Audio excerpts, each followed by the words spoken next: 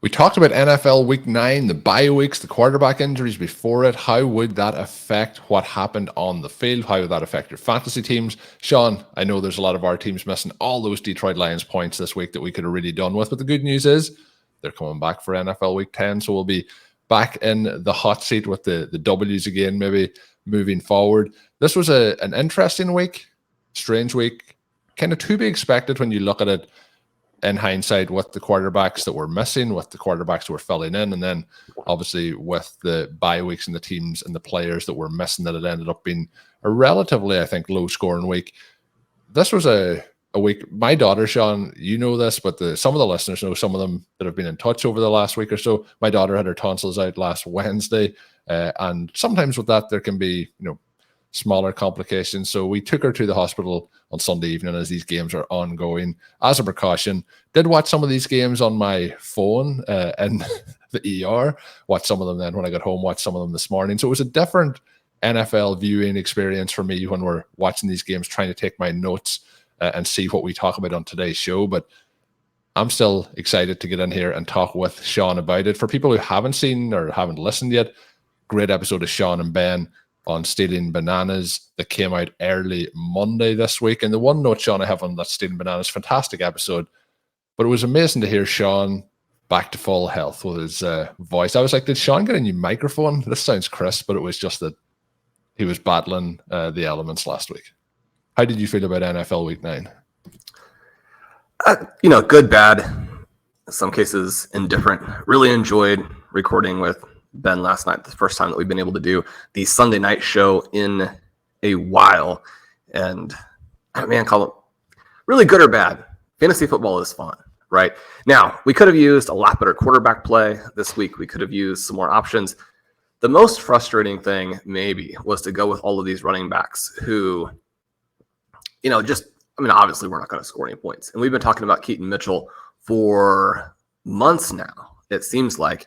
He's someone who really popped and someone I had ranked really high during the draft process. And then he's not drafted. I'm like, well, maybe I just don't know what's going on there. And it certainly could very well still be the case that I don't know what's going on. We don't want to eliminate that as a possibility.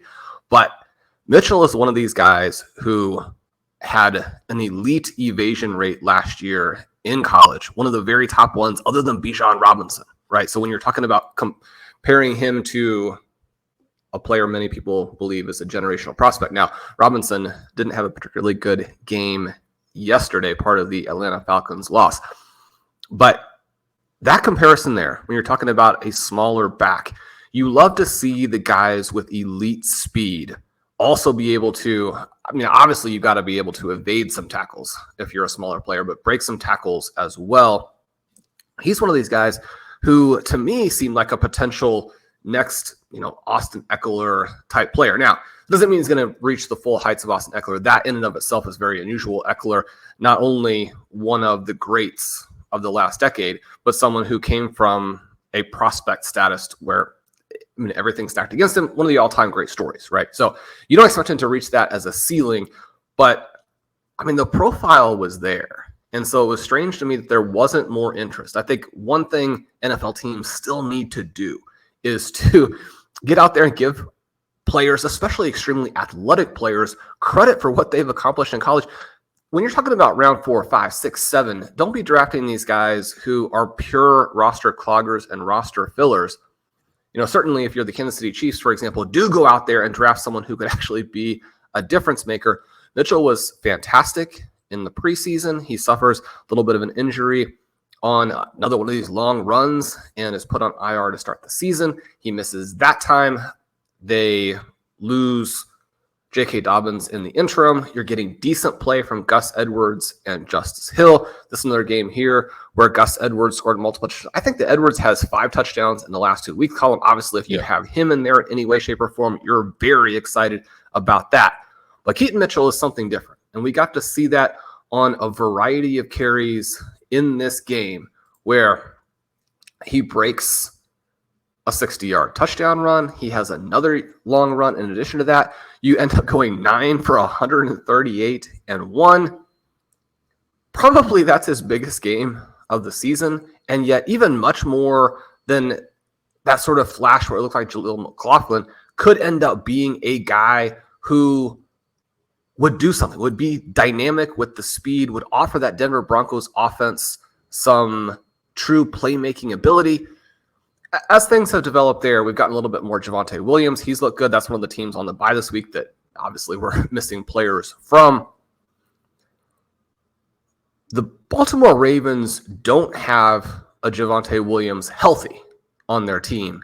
They do have an elite defense both through the air and on the ground. They completely stifled what is not a juggernaut Seattle Seahawks offense, but a team that has a lot of weapons that they can go to. Completely throttled them in this game. One of the things that we were a little bit frustrated by, Lamar Jackson comes out early. They don't need to throw a ton of passes. Zay Flowers, somebody we really needed in our main event since we were missing so many other people. He catches one pass for 11 yards. One target. This Baltimore Ravens team could end up now, and I think that we've also gone away a little bit from what they were trying to do early on in the season where they're throwing the ball around, but mostly around the line of scrimmage with Lamar Jackson. It looks pretty ugly. Doesn't really exactly fit what he's trying to do. So I guess what I would be saying here, and in part, this is going to be kind of the obvious takeaway after a game where Keaton Mitchell looks so good and Zay Flowers looks so bad. But structurally, there are things that play into Mitchell having a strong second half. Structurally, there are some things that are pretty disconcerting about the Zay Flowers performance. And I don't think that you're necessarily worried about this line that Odell Beckham has. Obviously, a lot of that actually comes with Tyler Huntley. And yet, when Flowers was really dominating targets early in the season, that was without a healthy Mark Andrews. Andrews goes 9 for 80 in this particular game. I don't want to make the cost too high here, but when you have fab money left at this point in the season, he's going to be a very obvious bid high candidate. Colin, there are a lot of frustrating things about the last week for our main event in particular. I wish we had played a different quarterback last week. I wish that we, and by we, I hadn't burned so much of our remaining money on someone who, I think that we had to make the play to try and get QB upside because that's probably the hole in our roster. We have competent quarterbacks, but weekly upside to try and win $1 million. I don't know that is there. I don't know that Will Levis is going to give it to us either, right? But you look back here, and I think you have to take that shot. You're giving yourself some different paths. But even though our running backs are going to come back, running back is not necessarily a weakness for us now that we're through this week where everybody is out on the bye. But, man, I would love to have Mitchell on a lot of teams going forward. We'll just kind of have to see how that plays out. What was your takeaway from this game on the Ravens side where, Lamar Jackson, he does run for 60 yards, but doesn't hit 200 through the air, doesn't throw a passing touchdown. Again, comes out of the game early because they're completely and totally annihilating the Seattle Seahawks. Are you worried about Zay Flowers as we go for it? He's probably not going to be a benchable guy for us. Certainly when you're talking about playing 4 wide receivers in most cases, he's going to be in your top 4 guys. And yet, when we were talking a month ago about how Josh Downs, probably is everything that Zay Flowers is and possibly more, in the interim, that claim has looked more and more solid, if not just straightforwardly true. Yeah, it has. The one thing as well, Josh Downs did go out on Sunday with a knee injury, had been dealing with a knee injury prior to the game, so we'll see no confirmation or updates as we record this on the severity of that one. But, he may miss some time here moving forward. I am a little bit concerned, Sean, in terms of Zay Flowers. It's one target, and now that's back-to-back weeks of less than 7 PPR points. I know he was getting those manufactured shorter touches. Obviously, that was helping you with those numbers in those early weeks. But something that had started to look more positive over the last couple of weeks was they had started to target him down the field a bit more. They weren't really completing on a high percentage of those. But in this particular game, to just have the one target is a little bit concerning as to how he's potentially moving down that pecking order. They are trying to, and I know the touchdown came after Huntley came in, but they are trying to force the ball to Beckham in quite a few situations. So we'll see. Maybe this is just a little bit of a dip for Flowers and it bounces back up again. Long term, I'm not overly concerned, but in the short term, when you're talking about where we thought of him a couple of weeks ago, he was definitely a starting player, whereas now he's on the fringes for me of that flex option. And then some of the teams that we have, if you have maybe potentially a third running back that could go in there, or you have a second tight end, I think he's starting to get a little bit more onto the fringes of what you would trust on a week-to-week basis. Keaton Mitchell, Sean, I will give you the full credit. You said that we have been talking about him. This is one that Sean has been talking up and, put him more on my radar. So this was, as I seen him scamper into the end zone, my first thought was Sean's going to enjoy that one. So cool to see him moving in. And when you make big plays like that, putting that sort of performance on tape, even in a game where it's a blowout, is going to give a little bit of, for the coaches to think about moving forward. The way that backfield was split in this game, Justice held in there on the vast majority of the plays, the vast majority of the snaps. They do run a huge amount of plays based on how the game turned out. In total, they run 74 plays. But we get Justice Hill in there for 48, Edwards in there for 14, Mitchell in there for 13. And then Edwards, obviously, as you mentioned, getting the 2 touchdowns in this one. Just a massive amount of production off a limited amount of work with the 5 carries, 52 for 2. On the other side then, Sean, Metcalf saves his day a little bit, even though it's not a strong day, with a 50-yard reception, his only reception on the day. I think that Geno has taken a big step back here so far in 2023. They are 5-3 on the season, but some of these offensive struggles have been very, very ugly. The running game this week for both running backs, I know we talked about the splits. Splits kind of similar to last week in terms of Charbonnet leading slightly in terms of the overall splits, but we get Walker with 9 to 4 in terms of the carries, but ugly running game situation. JSN had a bad drop early in this game that maybe, obviously you can look back in hindsight, but may have changed the outlook. It was only for a first down conversion, but puts them into trouble early on. And then Lockett with 8 targets going his way. So JSN, I think, stepping up in the rankings in this team as we would have projected at the start of the season, has taken a little bit of time, but the quarterback play pretty ugly all round here in this one. So another game where we're seeing some of these more offensive teams blow the doors off. And I have to say with the Ravens, I've been very impressed. You mentioned that, Lamar Jackson not putting up huge numbers in this. I think they coasted the entire way through this. They just, kind of went with their defense and put up the points, on offense, obviously to get the job done. But they were in cruise control here. They didn't have to step forward at all. Sean, a game that obviously took place on Sunday Night Football, that was Buffalo and Cincinnati, a team that took a bit of time to get the season on track, was the Bengals. They are now for the season. A lot more impressive play by Joe Burrow over the last couple of weeks. He has 348 yards here, 2 touchdowns, no interceptions. Mixon gets in the end zone with a short carry. We get T. Higgins having a pretty bright game for him, 9 targets, 8 receptions, 110 yards going his way. Slightly quieter day for Chase, 8 for 41. Overall, I think that we're starting to see the Bengals be what we kind of had hoped they would be in the offseason. They're moving. I think it's a very positive step forward. On the other side, we're seeing some struggles here for Buffalo. They are now 5-4 in the season, but Allen with another turnover in this particular game. But Diggs 6 for 86 and a touchdown. Nice day for him. And then we get Dalton Kincaid, I guess, is the one to talk about from that side of things. Has really stepped up in the last couple of weeks. 11 targets for him, 10 receptions, 81 yards. Obviously now the primary tight end on the roster with Dawson Knox out. Obviously brilliant to see that with the rookie tight end. What's your thought? Any key thought coming away from it? My major takeaway was we had seen steps forward from the Bengals over the last couple of weeks, and it felt like this was kind of the next step forward against one of the elite teams in the NFL to get the job done on offense. And then hopefully we see that continuing here moving forward. It's been crazy to watch these last several years that the Bengals just keep following this pattern.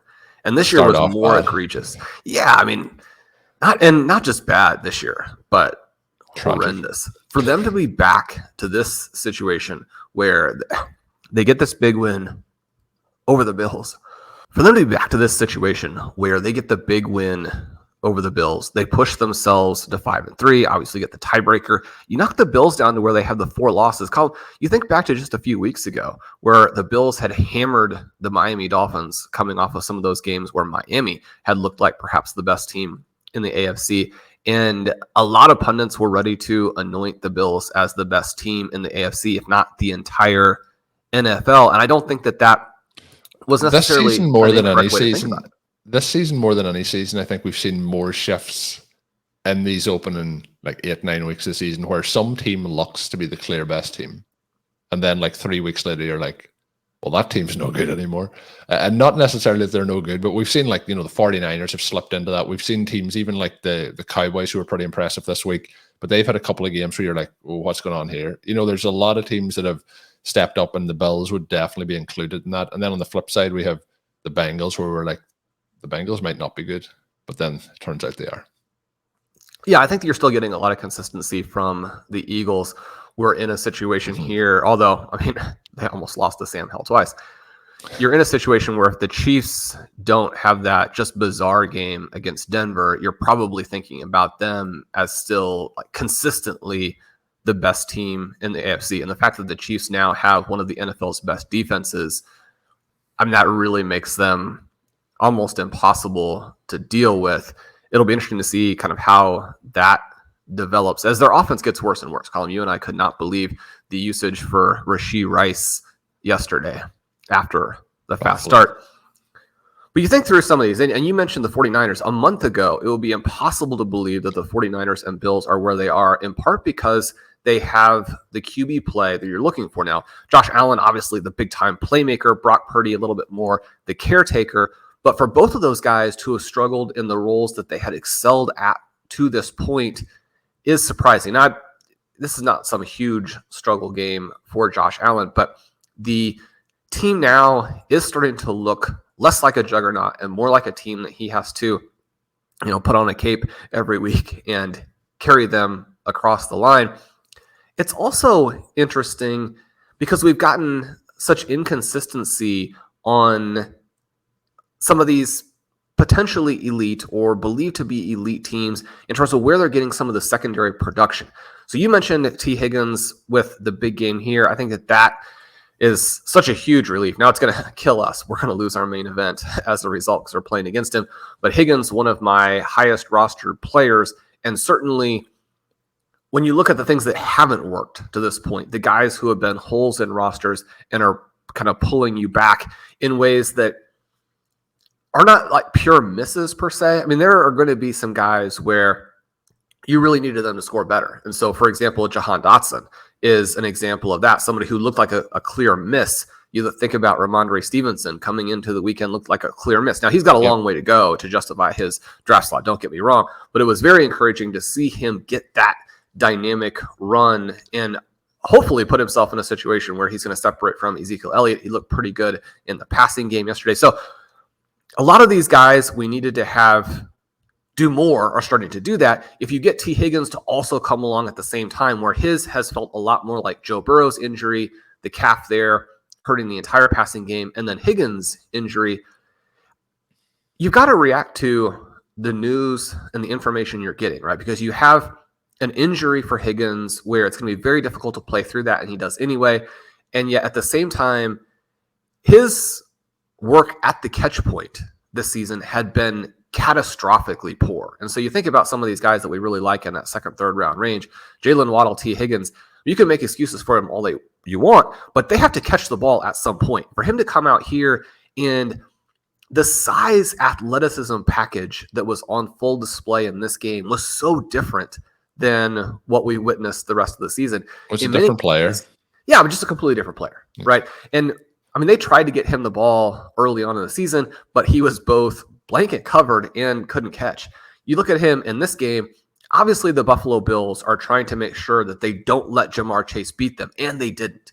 And yet at the same time, because Joe Burrow is able to find some of their guys, able to throw 44 times and really not struggle with any pressure at all. One of the cool things in Blair Andrews' article, The Wrong Read Every Week, is he brings you stats for each passing game, each rushing game, and the opposing defenses, how that looks there.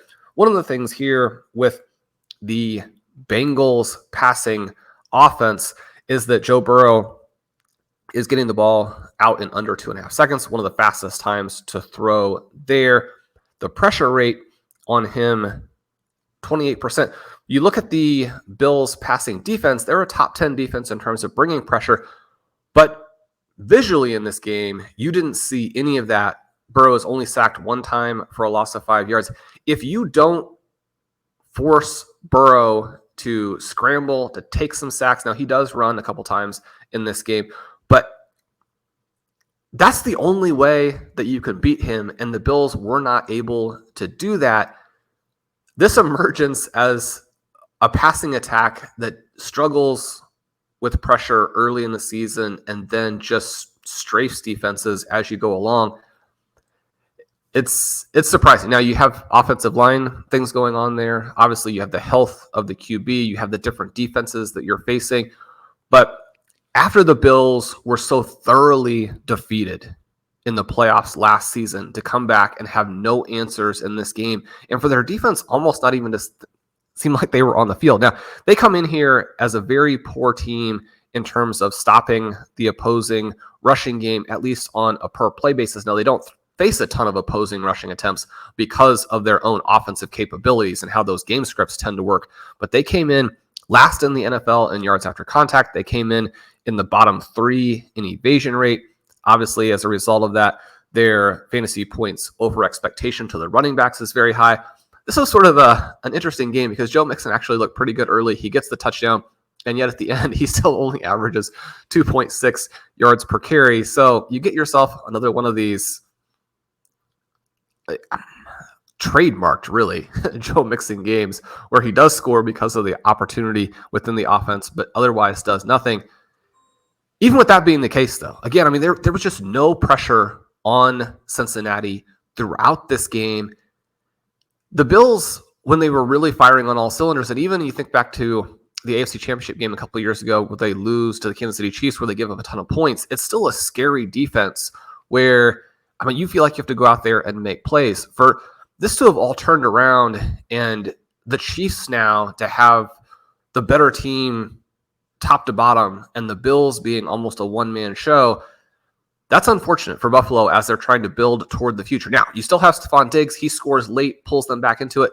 And Column, the other guy here that you mentioned in passing,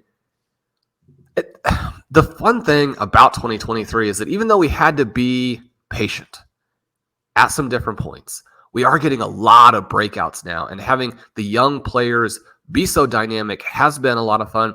Dalton Kincaid was drafted ahead of Sam Laporta. He was the guy people thought might score a lot early. It was a little bit of a slower start there. But just like Laporta, I think that Kincaid is going to be a massive weapon for his fantasy managers over the second half of the season. 11 targets in this game. He catches 10 of them. He does have a huge fumble that really hurt them. So it's unfortunate that you play such a good game and yet you do contribute to the loss. But when you look at what he is doing now and you contrast that with Gabe Davis, and that, again, we talk about the inconsistency of the secondary targets. For Davis to come out and put up a 0 in this game, and certainly we don't have much exposure to Davis, but the managers who do just have to be almost beside themselves. He came in averaging over 13 points a game, which, for context, you had mentioned on the Seattle side, the step back for Geno. I mean, Gabe Davis is scoring right at the same level as DK Metcalf and Tyler Lockett. All of those guys now look like they'll be challenged to stay over the 13-point per game range. That point level was viable for Davis, especially in best ball, where he's had some spike weeks. It's not viable for DK Metcalf, where he was drafted borderline for Tyler Lockett. There are some issues now here for some guys who people thought were going to score. Colin, you and I can't claim to be correct in any way, shape, or form because JSN has not done what we thought. But the flip side of that is that we did avoid those other Seattle receivers who are now being crushed by the fact that, number one, the overall offense has not been very good. And number two, I mean, I would be surprised if they can draw targets at the same level as JSN down the stretch, if for no other reason than JSN, frustratingly, is being targeted overwhelmingly around the line of scrimmage where you can have these manufactured touches. DK Metcalf, Tyler Lockett have to do a little bit more down the field. That's trickier. I'd love to see this offense blow up. What are your thoughts on Dalton Kincaid? We also get another decent little game here from Khalil Shakir. Not really playable in fantasy, but I think interesting in that he catches all 4 of his targets for 57 yards, sort of emerging as a number 3 behind Diggs and Davis. But I guess it was surprising, even though Diggs is able to get his game in the end, that they were able to slow him throughout the majority of the game, build the lead, put the pressure on Buffalo. You really needed some of these other guys to step up, and it was just the rookie tight end getting the job done. Yeah, so very impressed with Kincaid, and I agree 100% with what you said in terms of him rest of season. We've seen it earlier with Laporte. I expect that to continue, but I also expect maybe not the 10 receptions, but I expect this to progress. And in terms of like, if you're even looking dynasty-wise, you have to be very happy with your investment in Kincaid moving forward. You mentioned Gabe Davis, Sean. He is somebody not in season long, but in dynasty, I still have a few shares of Gabe Davis knocking around after pretty hyped heading into last season for him. I have been trying to move him as much as I could over the last probably 4 weeks opening the season. A lot of touchdown production, but not a lot of production outside if you take away those touchdowns. And then you get this sort of a game where just is very, very concerning. You mentioned Shakir. We talk about running backs and how they can get squeezed from different, other running backs, but that's a bit of a squeeze there from an other wide receiver that's starting to come in. You're getting Kincaid emerging.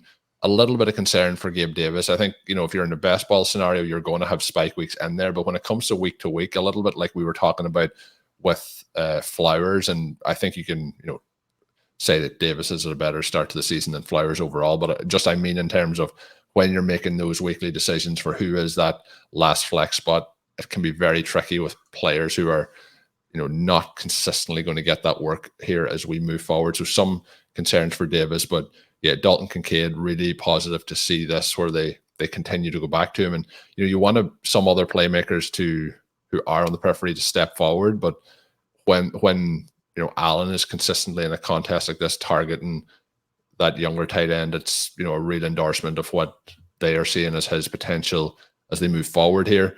Bouncing the win to a game, Sean, I think there's going to be a quick recap. You have this on the sheet. It's the Green Bay Packers and the LA Rams. What I'm going to say, Sean, is the positive for me coming out of this game is the Packers won the game.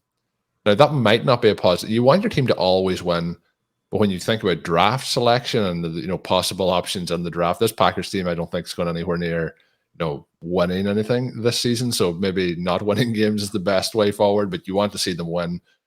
Haven't won many games this season, 3rd win on the board. But Sean, this here was pretty disgusting all around in terms of watching the football game, but in terms of fantasy production, a really tough one. Luke Musgrave gets in the end zone. I thought that was positive. Did have a 25-yard reception as well. Finishes with 51 yards on 3 receptions. So positive to see that rookie tight end show off his athletic traits. He's kind of been a little bit in the doghouse a couple of weeks, but you get into situations here. Christian Watson, 2 targets, 1 reception, 37 yards. Gets banged up a number of times in this game. We'll see what the injury status will be moving forward. We get 3 targets for Dobbs, 3 receptions for 36 yards. Aaron Jones is probably the bright spot here, 73 yards and 20 carries. So getting the bulk of the workload, 1 rushing touchdown, and then also got 6 targets, 4 receptions, 26 yards. But, we get Puka and Kupp, 7 targets each, less than 50 yards each, 3 receptions for Puka. We get the Kupp getting 2. This is just terrible. And, Jordan Love, as much as I want him to be good, he looks like an elite talent when you have Brett Rippon on the other side playing quarterback. Like, this was not good. Hit me with all the positives. Well, I mean, you're attacking your team here when, Jordan Love was 20 for 26. Yeah. 228 yards, throws a touchdown, no interceptions against a solid Los Angeles Rams defense. Now, they're going to feel a little bit overmatched and under pressure with sort of the foibles of their own offense. Both teams taking it a little bit conservatively in this game. There were a lot of handoffs to Royce Freeman that I don't think that you can really justify in the moment. You got to let your quarterback go out there and play. I was thinking that Brett Rippon has a chance. I mean, he's one of these guys where I think if he played quite a bit and you just let it fly with him, as opposed to try and manage the game, that he could do some things for you. Not a disaster to the level of a Clayton Tune, and yet not as bad as the Cardinals. I mean, this is a frustrating one. At the very least, he knows where his bread's buttered. All three of the main guys get 7 targets. When you have 14 combined targets to Cooper Kupp and Puka Nacua, to only come down with 5 receptions is frustrating. You have one of these situations where Puka is sort of tackled at the top of his route, but instead of falling down, he manages to, divest himself of the Packers defensive back. Obviously, that gets called for offensive pass interference, because when you're talking about hand fighting, that only works one direction. Colin, you can tell I'm always bitter about the offensive pass interference penalties. Yeah, I was going to say that's Sean's weekly reminder. Offensive pass interference is something that he enjoys. This is a game where Love looked pretty good. For me, the biggest concern is the Love to Christian Watson connection, because it's not there. I mean, there were positives about this game, right? And yet, I mean, Christian Watson has to be able to go out and draw more than 2 targets. Romeo Doubs has to be able to go out and draw more than 3 targets. Now, at least in the Doubs situation, several of those are huge third down conversions. So if you have a guy you can rely on underneath to make those plays, we also know that Doubs has been solid in the red zone this season. There are things that he is doing that make him a viable and helpful, like, reality player. And yet the dynamism that we hope for hasn't been there. With Watson, it's frustrating because, number one, you just have to draw a lot more targets to be anything close to what people were hoping for. When you think about what he did as a rookie, from an efficiency perspective, one of the things we talked about were the weighted targets per route, when you're being able to both draw targets and draw them at some target depths to where those targets in and of themselves have a lot of inherent value. That was the case in this game, right? Where the second one, he goes up and makes a beautiful play on the ball. You get the 37 yards. You only get the 1 catch in the game, but at least that catch was valuable. The first target here, he gets behind the defense easily early on, and Jordan Love probably underthrows that ball by like a full 10 yards, because as opposed to leading him deep for an easy touchdown, they both have to stop. Christian Watson has to come back. The defender ends up basically kicking it, I believe, which makes it impossible to catch. It's going to be difficult to kind of work through it and make that play. But that is a theme for this offense. Like I mentioned with Blair last week, in terms of some of the plays, the receivers aren't actually running routes on some plays. Like there's a lot of breakdowns in communications, whether that's on the individual players, on the quarterback, or on the coach and the play design. But there's so many plays where if it's a shot play down the field, it is usually within a 5 feet radius of the player, but the player is never getting the ball. It's either to the side, too far in front, or like you mentioned on this one, behind. And I'm not putting that all on Jordan Love. When you have a lot of young players like this, there's going to be issues as well. But every single week, there's so many yards being left potentially out there. And it's created an environment that's very difficult for fantasy. You mentioned some of the mistakes. I do want to give the coaching staff credit for some of these play calls that they do have. The touchdown pass to Luke Musgrave was a beautiful play design, where it's a fake screen to the right, a fake screen to the left. The defense, as they get stretched side to side all the way, really to the sidelines horizontally. Then you have Musgrave down the center wide open for the touchdown. Once he gets into space there, he's able to demonstrate that plus athleticism by beating the one tackler who's still left. You love to see that play. This was kind of a fun game in its own right for Dontavian Wicks, someone we haven't talked about a whole lot, not somebody I think is going to ever necessarily be fantasy relevant, but when you contrast him to Jaden Reed, I don't know that there's like a huge difference there in terms of their long-term outlooks. Obviously, Reed's somebody who has been trendy, and certain analysts that we have a lot of respect for have been on him. He's made some plays at times, had some splash touchdowns. He has a really nice 21-yard run in this game where you can see the athleticism. But when you have Wicks emerging as a guy who, even if he's just a little bit, right, he catches all 4 of his targets in this game, goes for 49 yards. He reaches out to try and pick up a first down and ends up fumbling in this one. That actually kept the Rams in the game a little bit longer. I think that a little bit of what happened here was you get 2 possessions with back-to-back fumbles from Aaron Jones and Wicks, where if the Packers go down and score and they win this game 35-3, then you have less of a sense of it being another disappointing performance from Jordan Love, even though he still is going to have missed those throws that he missed. But if you have Wicks in the mix here from a fantasy perspective, and then it's Musgrave, Wicks, Watson, Dobbs, and Reed all splitting what's a fairly small pie. This is a game where the other big positive for the Packers, even though it wasn't a dynamic performance from Aaron Jones, he gets back with the 20 carries, a huge difference from where he's been this season, where he's been held more or less under 10 as he recovers from that hamstring injury.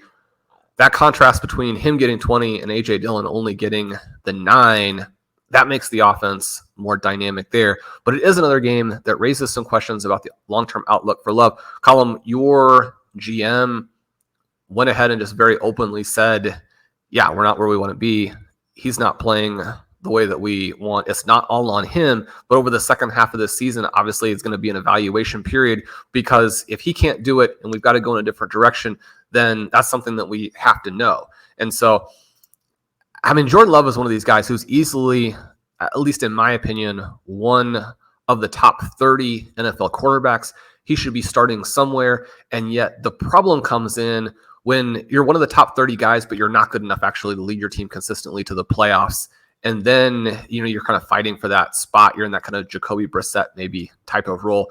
Taylor Heineke, the kind of situation where, you probably should be playing if we're going to spread the QBs. I don't know how many listeners heard Ben's sort of humorous proposal on Stealing Bananas last week that we just put the backup QBs sort of in a pool and dole them out to teams as is necessary to try and make sure that we keep NFL caliber play up. I think that Jordan Love would potentially go into that pool.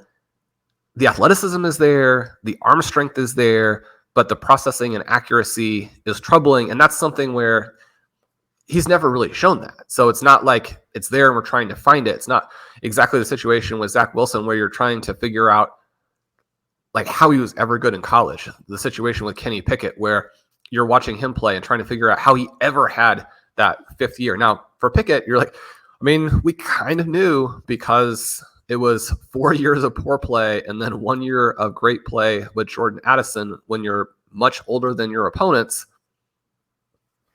But those guys did have good seasons in college. Even that, not so much the case for Jordan Love. The good thing is just, he doesn't look completely and totally matched like those guys do. Maybe the most disappointing thing this week for me was just watching that Thursday night game and being mind-boggled at the caliber of Kenny Pickett's throws. Now, a lot of people are going to be saying, Sean, where have you been? This has been the case for the last year and a half. But there is a progression that a lot of these young quarterbacks have to go through. And yet, for Pickett, the clear issue is just a complete lack of both arm strength and accuracy. The ball comes out of his hands so poorly. There's not really... you think about these guys who eventually emerge as stars. You think about someone like a Kurt Warner. You think about somebody like a Ryan Fitzpatrick down the stretch of his career. And it's not all about arm strength, right? It's processing, decision-making, being willing to be that gunslinger. I think that Pickett has quite a bit of moxie. It's sort of crazy that the Steelers are actually looking like another clear-cut playoff team. He does get the touchdown to Diontae Johnson late after George Pickens has just a terrible miss on a touchdown that you have to get the second foot down. That's one of the most egregious plays that I've seen. We've done a lot of promoting of George Pickens and enjoying his weirdness. It's at some point, go ahead and make a play, right? You got to get that foot down. So we're seeing competitiveness from Kenny Pickett, and that does matter. But the quality of throws we're getting from him are like the throws that we always used to get from Andy Dalton, late in the season when he's playing in the rain and a driving sideways wind. And you're Andy Dalton doesn't have the arm talent to deal with that. Kenny Pickett doesn't have the arm talent to deal with just a beautiful day. That part is frustrating because I really wanted to succeed. It's not happening.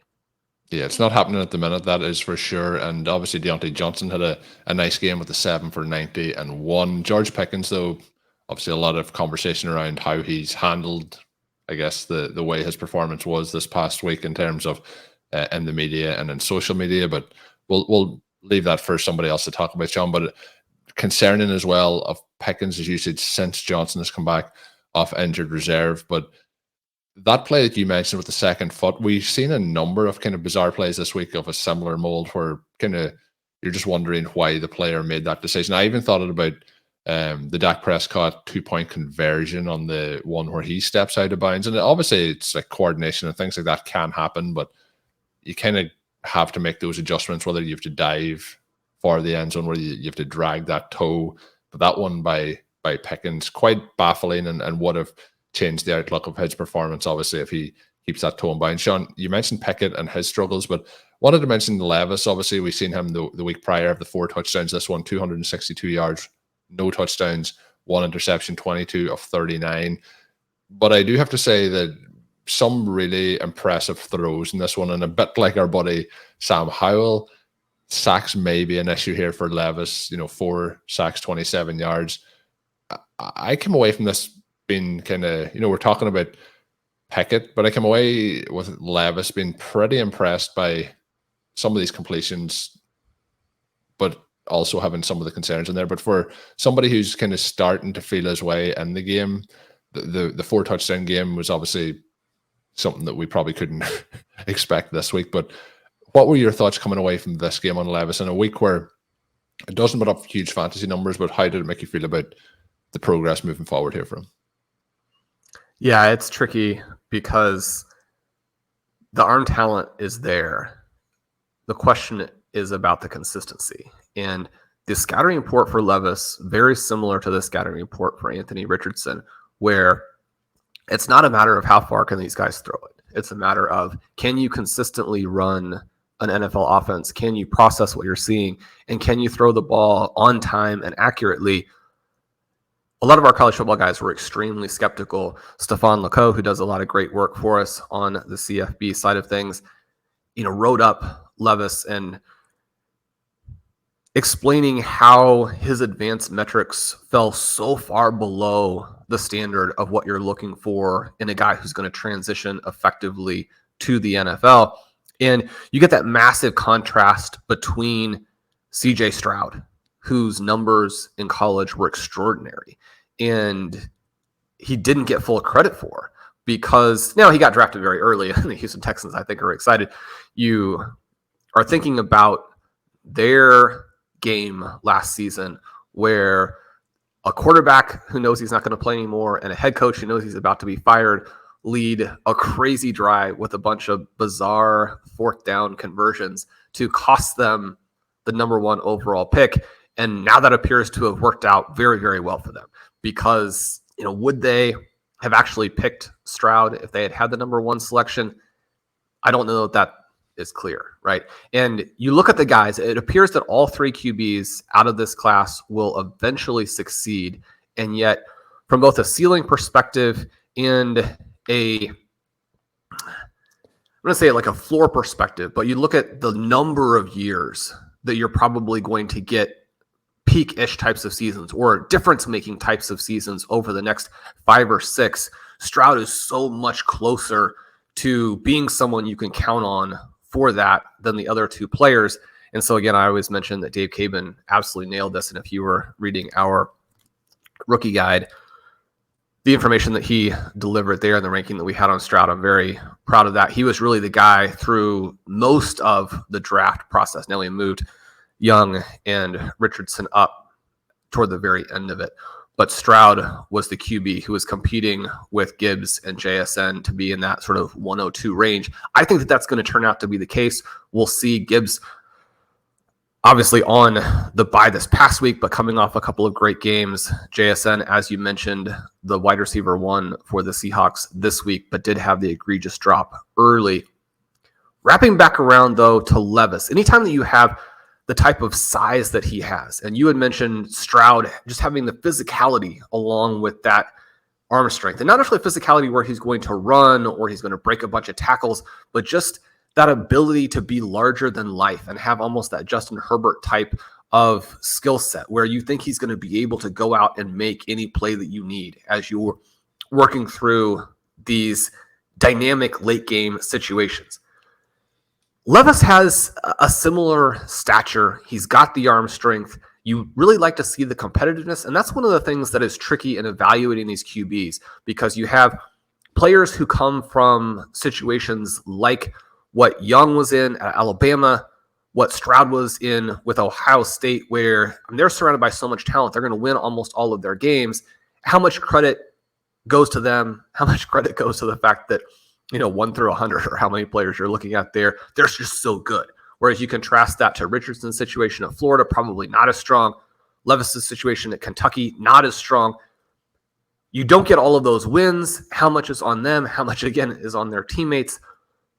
The accuracy issues for those two QBs, I think, are going to remain problems. And we did see some throws missed in this game from Levis that would have helped. And yet that willingness to attack the center, he throws the interception late, but that's an excellent defensive play. There's actually one that I thought we had a chance to have a ball go through a defender's hands, ricochet to a Titan in the end zone for a touchdown, a play or two before you get that sort of game-sealing pick. But the ability to throw the ball deep, the ability to attack over the middle, in part because you can actually see over the offensive line, unlike some of these really diminutive quarterbacks. There is so much that you can do, and the margin that is created here in this game, and you even think to that throw late. Treylon Burks has been one of the biggest disappointments that we've had in the 2023 fantasy football season. This game, if anything, just continued to underline the fact that he's so far behind someone like a DeAndre Hopkins. And you say, well, yeah, obviously he's behind DeAndre Hopkins. DeAndre Hopkins is one of the great receivers in the game. I don't really know if that's the case now for DeAndre Hopkins. His target volume seems mostly the result of the Titans not having anybody else. His dynamism not necessarily there. 11 targets, though, for Hopkins. Only the 3 from Burks. But the heartbreaking thing on that Burks injury is that he makes just an extraordinary effort to catch the ball, to get his feet down, to make a game-winning play for his team. And as a result of giving up his body, his head hits in a way that's scary. And hopefully over the coming weeks, we'll learn that he heals up very nicely from that. But a QB who gives his guys those opportunity is just, it's so interesting and exciting, both from a reality and from a fantasy perspective. I did want to see him run more in this game and to use his size there. Now, he's had some injuries in the past that also inject this kind of wild card status into his profile. We're like, how much of the really bad plays that we got from him in college are a matter of he wasn't nearly 100%? And do the Titans really want him to throw his body in there and get hurt like so many of these other quarterbacks have gotten hurt? Maybe not. But from a fantasy perspective, every other little bit that you can get that's going to inject scoring into the profile, you want that. A little bit like what we saw from Keaton Mitchell, even though very different overall circumstances. Probably that game that he comes into in week 8 is going to go down as his high, for the next couple of seasons. And yet, even though this was very frustrating if you started him in fantasy, as we did in our game where our quarterbacks, our starter was on the bye, our backup, Matthew Stafford, obviously not going to play, still a lot of bright spots. 2 weeks in, Will Levis better than advertised, and I think better than the Titans really expected themselves. You certainly get the impression that, unlike a couple of these other young QBs, that he has not been that good in practice. And they've been, again, just very pleasantly surprised about how well he's played in these games. The other thing, when you talk about the quarter, like you mentioned there, this is something we're not seeing from some of these teams, is kind of giving their wide receivers a chance to make a play, or giving their skill position players, or even the quarterback themselves, a chance to make those plays. And that was something that I thought with Levis in terms of, trying to push the ball down the field. We see that with Sam Howell with some of these throws. Some of the throws, prime example, we haven't talked about Howell much on this, but the throw across his body while he's running to the right-hand side against the Patriots, it's like, if you look at that, you're like, do not throw the ball there. That is a really ill-advised throw. Even funnier, you have two players going for the same ball off his own offense. One of them kind of diving to try and catch it nowhere near the ball, and then the other player catches it. But always trying to make a play. And you do see that with Burrow and the elite quarterbacks, the likes of obviously Mahomes, always trying to extend the play, make a play. And you want to see that with all the offenses giving their quarterbacks those opportunities. But again, impressed with Howell this week. I thought there was for all the injuries to quarterbacks, and unfortunately Daniel Jones also injured this week, ACL injury. So that is obviously unfortunate. But there was a lot of quarterbacks that had impressive days. I thought Joshua Dobbs coming in such a tough situation with the starting quarterback picking up the injury there, the concussion, and then he moves in. Just like somebody who, if I had to think of a word for Dobbs, like I don't think he's the greatest quarterback, but he is very, very competitive. That is the word I would use. He is always going to compete. And, we have had our fair share of times where we've dug in on the Atlanta Falcons and what they've done in offense. This is another one of those days with Sean. I'm going to be, I'm just going to be gracious and let it pass by, because you just have to get Johnny Smith gets in the end zone 100 yards, has that play where he breaks free. But, when we're on these like goal line sweeps, trying to get him in rather than, Bijan Robinson, there's a reason that is not a good decision. And another game, last thing I'll say, another game where the Falcons are in a close game, but they either win it or they lose it. They lose this one. So, but Minnesota have to be happy with the move. And this is something you mentioned, stealing bananas, making the move, obviously aggressive to try and get that to help their team right now. And then Ben mentioned a very good point in stealing bananas was that, the Cardinals let him go to try and do something for his career where they could have just held him back and had him sitting on the roster over the next couple of months. And then maybe he doesn't get re-signed with them. Then he's in a situation where he can't get another team. So it's very positive all around that particular move. But Sean, I do want to get down and mention CJ Stroud, who you touched on there. I'm blown away by what Stroud has been able to do here. He has 5 touchdowns, 470 yards. He has 3 wide receivers in this game, Sean, over 110 yards. One of those, Noah Brown, 153. We get Dalton Schultz, 130. We get Tank Dell, 114 and 2 touchdowns. Nico Collins, 54 yards and a touchdown going for him. But just exceptional in terms of it doesn't feel like a moment can be too big for him. Has the yardage record for a rookie after this performance. I think he tied the touchdown record with 5 touchdowns. So doing historic stuff in this performance. And this was a game just all around where the Texans are a team, Sean, that are usually on the end of our watch list, but I'm starting to move them up the rankings and watch order anyway. The Buccaneers and the Texans 39-37 and a fun one. Do check out at least the rapid recap if you didn't get a chance to catch it. And Sean, the other thing I'm going to mention in this game, not quarterback related, last off season when we were doing drafts, I used to just add it in as kind of an ongoing comment, like, what about Kid Otten? Can we get Kid Otten in here in these drafts? And we drafted him a couple of times, but 9 targets, 6 receptions, 70 yards, 2 touchdowns here. Don't have as much of them this season, have him on some dynasty rosters, but pretty fun to, you'd be a little bit of a truther on somebody and you see them have a game like this, you have to mention it. I put in some bids for Kate Otten last week. As you mentioned, Colin, this was a fun game, and you got to give the quarterbacks so much credit when you're getting those Kate Otten touchdowns. When you're getting a game where you throw for 470 and 5, and your top receivers are Noah Brown, Dalton Schultz, and Tank Dell. I mean, it's not to go out of your way to criticize those guys, but that the quarterback did that. Right. And these are not players who are going to elevate the QB play. Yeah. It's extraordinary.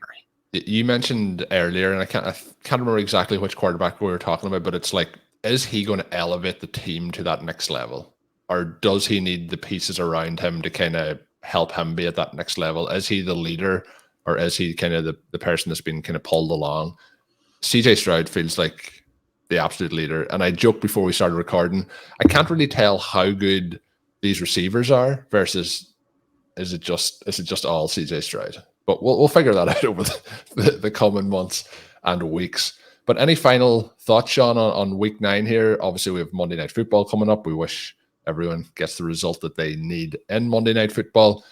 Any final thoughts on week 9? Well, I'm a little baffled at how the Texans haven't been better, right? Because you look at where they were, a little bit of a slow start, not surprisingly, when you have that rookie QB. But when you blow out the Jaguars, who are cruising toward the playoffs and look good on both offense and defense.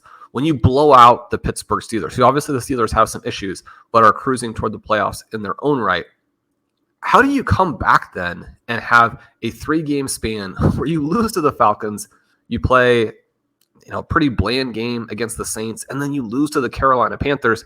The coaches have to let Stroud do the work, get the job done here. You can't fall into these traps that they have fallen into, because the AFC South is winnable.